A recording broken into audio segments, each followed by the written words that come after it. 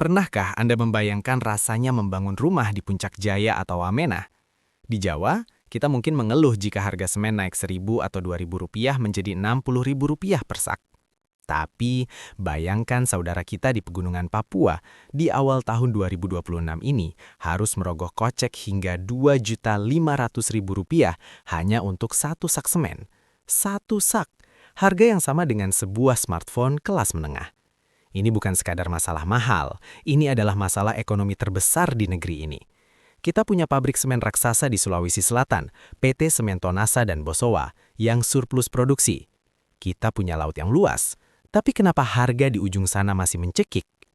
Hari ini, kita tidak akan bicara soal jargon politik.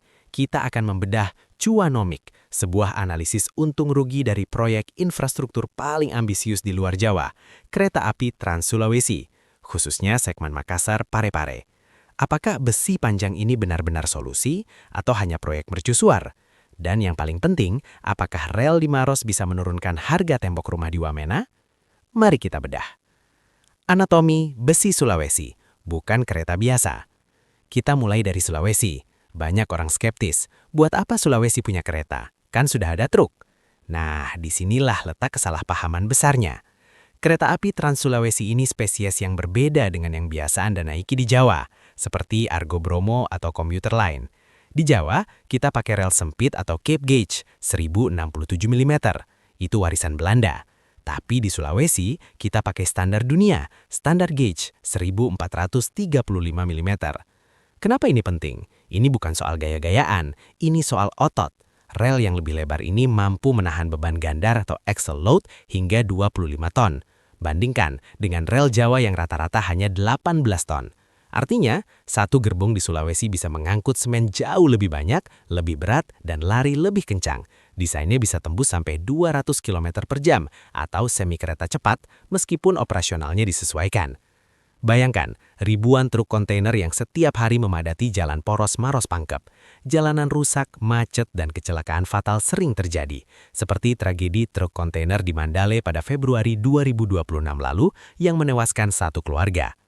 Kereta api ini hadir bukan untuk mematikan truk, tapi untuk mengambil alih beban berat itu. Satu rangkaian kereta bisa menggantikan puluhan hingga ratusan truk. Secara cuanomik, biaya perawatan jalan raya yang dihemat negara itu triliunan rupiah. Harga sebuah mimpi, bedah investasi. Sekarang, mari kita bicara soal uang. Infrastruktur sebagus apapun tidak akan terbangun dengan doa saja. Berapa harga tulang punggung baru Sulawesi ini? Untuk segmen pertama Makassar Parepare sepanjang 145 km, total nilai investasinya mencapai 9,28 triliun rupiah. Angka yang fantastis? Tunggu dulu. Proyek ini adalah laboratorium pembiayaan negara. Ini adalah proyek kereta api pertama di Indonesia yang menggunakan skema KPBU atau kerjasama pemerintah dan badan usaha. Artinya, beban ini tidak ditanggung sendirian oleh APBN sampai berdarah-darah. Ada peran swasta yang menanggung sebagian risiko operasional dan perawatan, serta penggunaan instrumen investasi syariah atau SBSN yang mencapai hampir 6 triliun rupiah. Lalu bagaimana dengan mimpi besar menyambung rel dari Makassar sampai Manado sejauh hampir 2.000 km? Estimasinya membutuhkan dana antara 30 triliun hingga 40 triliun rupiah. Mungkin ada yang bertanya, apakah sepadan? Coba balik logikanya, berapa triliun rupiah uang negara yang hangus setiap tahun hanya untuk menambal jalan Trans Sulawesi yang hancur digilas truk ODOL atau Over Dimension Overload? Investasi 9 triliun rupiah ini adalah uang muka untuk menghentikan pemborosan abadi biaya perbaikan jalan tersebut. Ini bukan pengeluaran, ini adalah efisiensi jangka panjang. Perang efisiensi, kisah dua pabrik semen. Kembali ke lapangan, di jalur ini ada dua raksasa, Semen Tonasa di Pangkep dan Semen Bosowa di Maros. Siapa yang paling cuan dengan adanya kereta ini? Jawabannya, siapa yang punya jalur simpang atau siding track, dialah pemenangnya. Lihat Semen Tonasa. Mereka punya jalur kereta yang masuk langsung ke dalam pabrik di stasiun Mangilu. Semen keluar dari pabrik, langsung masuk gerbong, lalu jalan ke pelabuhan. Bersih, efisien, tidak ada truk yang terlibat di first mile. Studi menunjukkan jika perbedaan waktu tempuh kereta dan truk mencapai 2 jam dan biayanya 20% lebih murah, probabilitas Tonasa menggunakan kereta api mencapai 99%. Sekarang, lihat Bosowa. Posisi pabriknya sekitar 6 km dari stasiun Ramang-Ramang-Ramang. Mereka harus menaikkan semen duli ke truk, jalan 6 km, bongkar lagi di stasiun, baru naik kereta.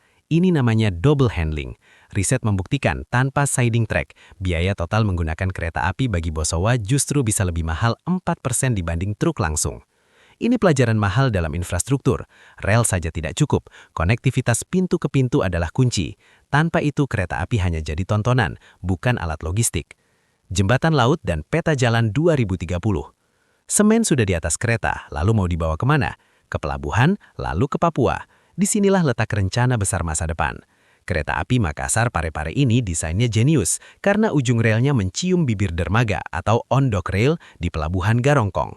Tapi ada satu misi yang lebih krusial di tahun 2026 ini, menembus Makassar Newport.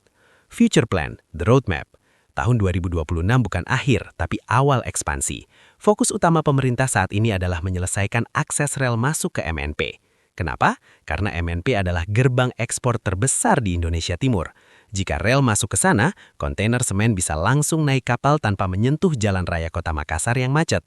Pemerintahan Presiden Prabowo juga telah memberi sinyal kuat untuk melanjutkan ekspansi kereta api di luar Jawa mulai tahun 2026. Peta jalannya jelas. Selatan, membangun jalur ke arah Takalar dan Bulukumba, jalur Maminasata untuk angkutan penumpang komuter.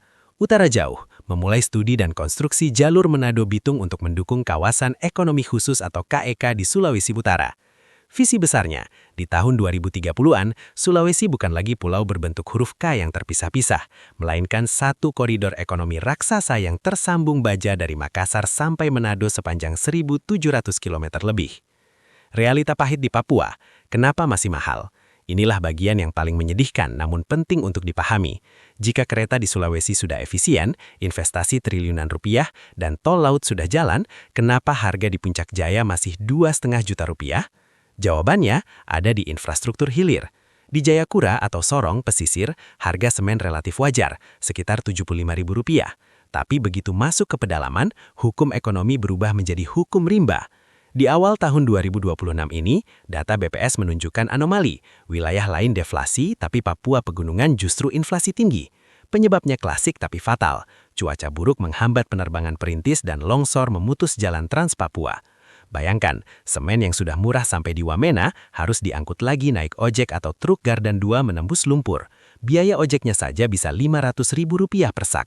Jadi, efisiensi yang kita ciptakan susah payah di Sulawesi hemat Rp5.000 hilang seketika ditelan biaya logistik pedalaman Papua yang jutaan rupiah. Kesimpulannya, jadi apa kesimpulannya? Apakah KA Trans Sulawesi gagal menurunkan harga di Papua?